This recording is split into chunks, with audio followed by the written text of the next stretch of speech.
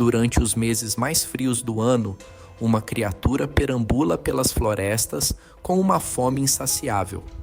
Com tamanho e velocidade sobre-humanos, o Wendigo, figura do folclore nativo americano, é conhecido por sua reputação de devorador de carne humana. A lenda do Wendigo revela as crenças espirituais e valores sociais dos povos nativos americanos, possuindo 3 interpretações simbólicas principais: a personificação do inverno, da fome e do egoísmo. O elemento do canibalismo também é forte na história do Wendigo.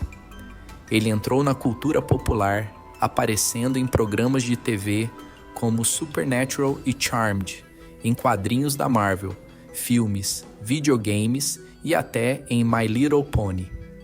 Entretanto, a maioria dessas representações não mostra a história completa ou as características originais do Wendigo.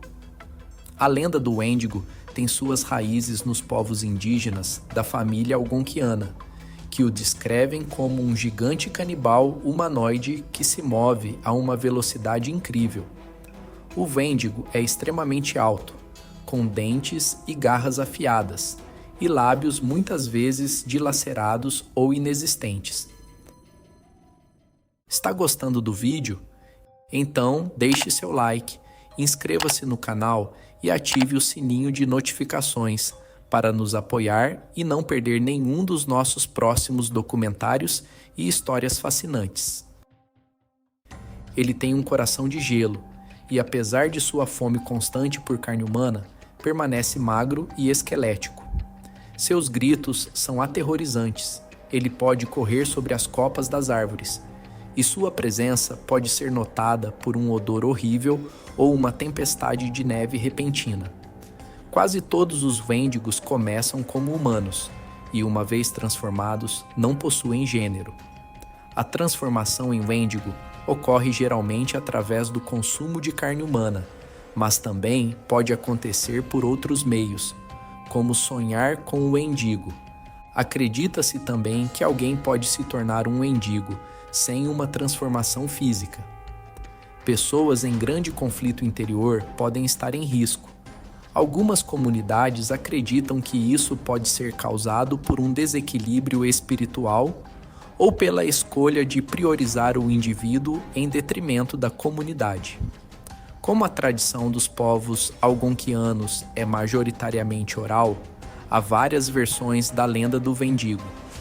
A origem da lenda está nas tribos indígenas que viviam nas regiões das florestas do norte, na costa atlântica e nos grandes lagos. A família linguística algonquiana é uma das maiores entre os grupos nativos da América do Norte, incluindo diversas tribos.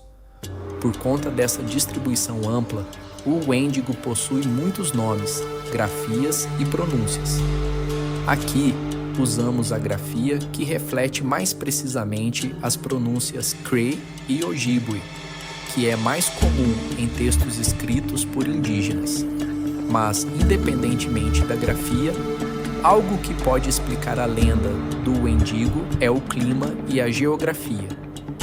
Todas as comunidades que compartilham o mito do Wendigo enfrentam invernos longos e rigorosos, com neve abundante, temperaturas congelantes e falta de recursos, sendo o medo da fome uma preocupação constante.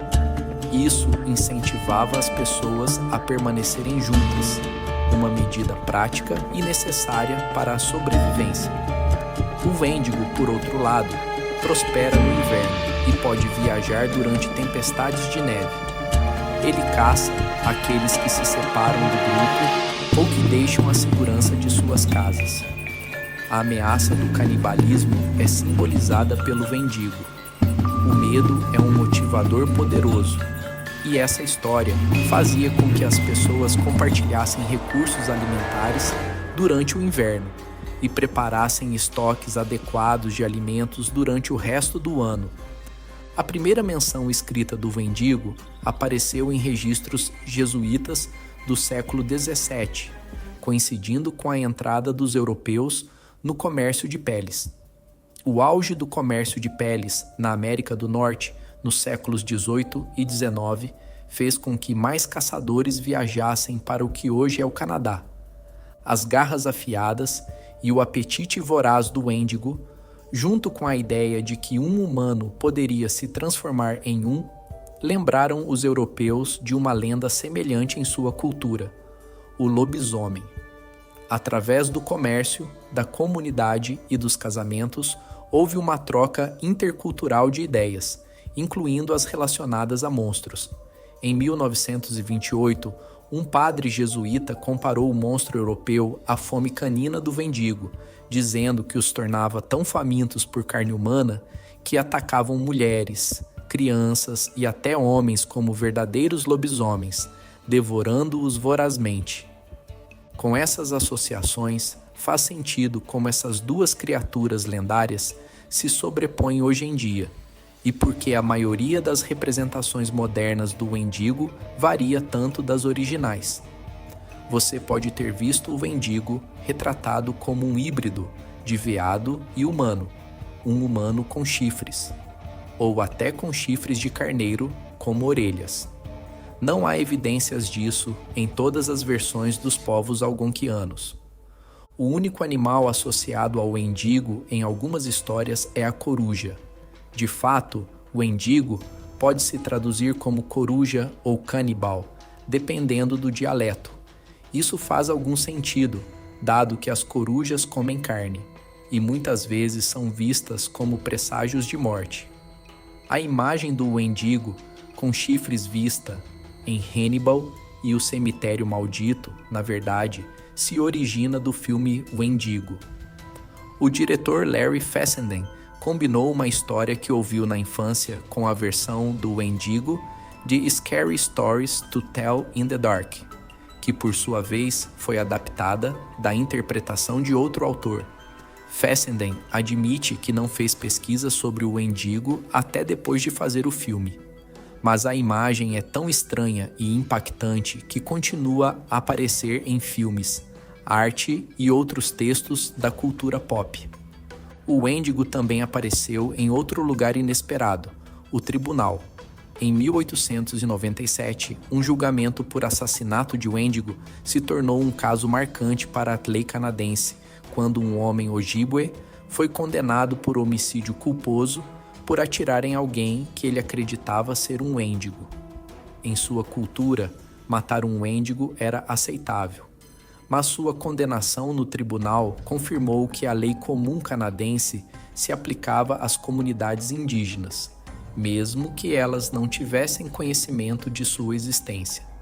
No final do século XIX e início do século XX, alguns outros indígenas foram igualmente condenados por assassinato, por matar pessoas que consideravam Wendigos.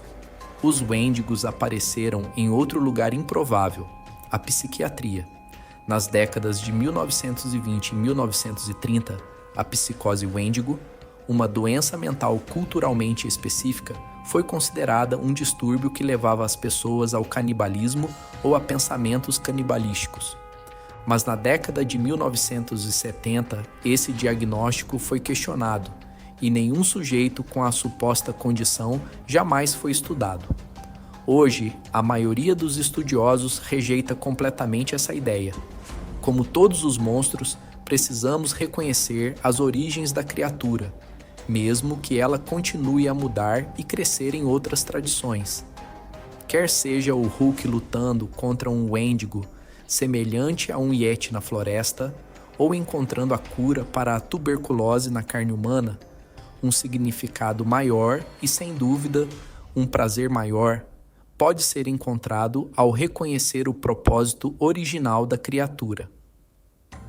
O Wendigo é amplamente popular hoje porque representa uma violação de um código humano, que é não matar uns aos outros, e certamente não comer se o fizer. Mas é mais do que isso. O Wendigo é um aviso sobre o que pode acontecer quando um indivíduo abandona o coletivo em prol de sua própria sobrevivência. O Wendigo é, acima de tudo, uma lição sobre excessos e uma manifestação das ansiedades que surgem nas duras realidades do inverno e como sobreviver a elas. À medida que nosso mergulho na mitologia do Wendigo chega ao fim, é importante nos despedirmos dessa criatura lendária. O Wendigo, com sua complexidade e mistério, deixa-nos com uma sensação de curiosidade incessante, prontos para embarcar em novas jornadas e descobrir mais sobre os mitos e lendas que moldaram as culturas ao redor do mundo. Obrigado por assistir ao vídeo até o final e junte-se a nós para mais Odisseias e Mistérios, onde exploramos fatos fascinantes e histórias incríveis. Até a próxima descoberta!